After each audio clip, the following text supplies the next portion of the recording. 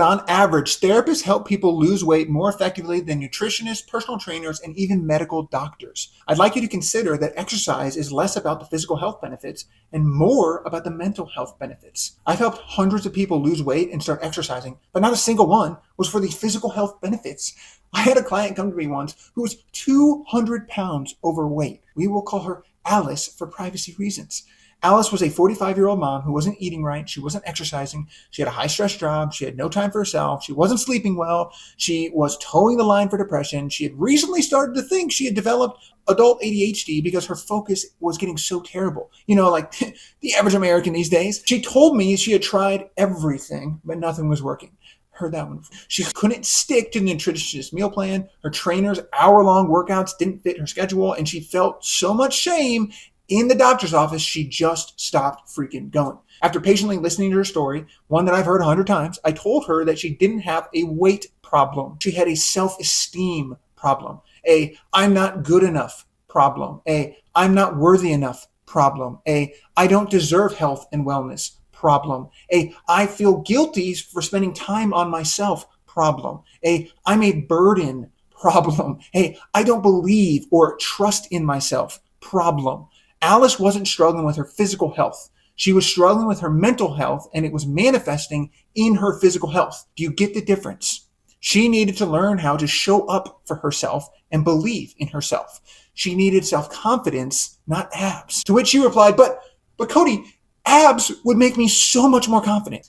If she had only seen the ripped athlete who I met with right before her, who, despite his six-pack abs, was struggling with dating and talking to girls because his self-esteem was so low and he was afraid of rejection. I had to remind Alice that confidence was already in her. It's not external to her or to you. We're all born with it, but forget about it because life can really freaking suck sometimes. So, how can exercise help rebuild it? How did Alice rebuild this confidence? Well, it's not restrictive eating or hour-long workouts. I can assure you of that. It's one push-up. You heard that correctly.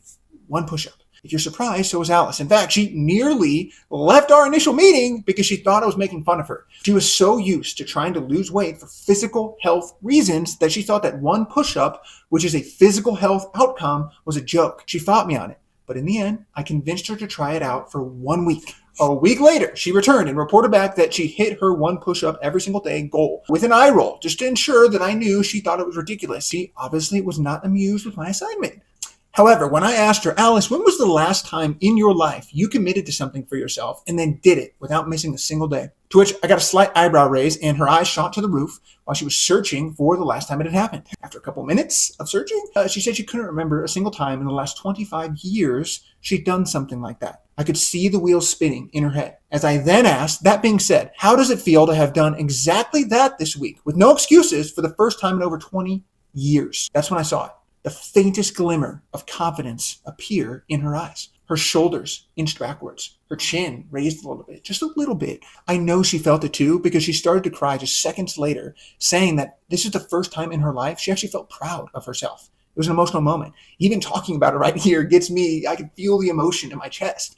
This mental and emotional outcome meant more to her than a squat max or any six-pack abs ever could or would. It motivated her from the inside out, not from the outside in. The next week, she came back and let me know that not only she hit her single push-up goal, but she'd actually done 5 to 10 push-ups each day. Now that she realized she was doing this for herself and not just for me, it was a whole new ballgame. We kept the goals tiny, but the flywheel had started to turn. Over the coming weeks and months, she went from 1 push-up a day to 10, to 20, to 30. Each week, she'd report back with her progress, and my singular goal was to ensure she spent time remembering her confidence, sitting in that, growing that tiny flame from the first week into a roaring fire by the time we were done. You're probably wondering what happened to Alice and how she's doing today. I'm happy to inform you that she's lost 163 pounds. Her blood pressure is in a healthy range. She works out daily. She's in great physical shape, better than she's ever been. And those are just the physical health benefits. She's more confident today than she ever has been, which has allowed her to set boundaries at work, to reduce the amount of stress in her life. She no longer feels depressed, anxious, and she knows that she doesn't have ADHD. She doesn't feel like a burden to those around her and knows that she's worthy of health and happiness. Her relationship with her family is improved, and she can go on trips to the mountains or amusement parks and not worry about whether or not she can keep up with her kids so she never has to miss a moment with them. And most importantly, she started a group to help other women like her, giving back and helping others to make the world a little bit better than she found it. And it all started with one push-up. But it wasn't ever about the push-up. It was about the fire that one push-up rekindled inside of Alice. I hope Alice's story helps you reframe the way you're thinking about exercising or any of your goals for that matter. What's going on inside of you is far more important than anything on the outside. Your self-esteem is your most powerful ally. This is one of the many reasons I believe therapists have been shown to help people with these kinds of goals more effectively. Exercising isn't for the physical health benefits. It's for the mental health benefits. Self-esteem being just one of the many mental health benefits it can bring, as you saw with Alice. The fire Alice lit inside of herself lives in all of us. It lives in you.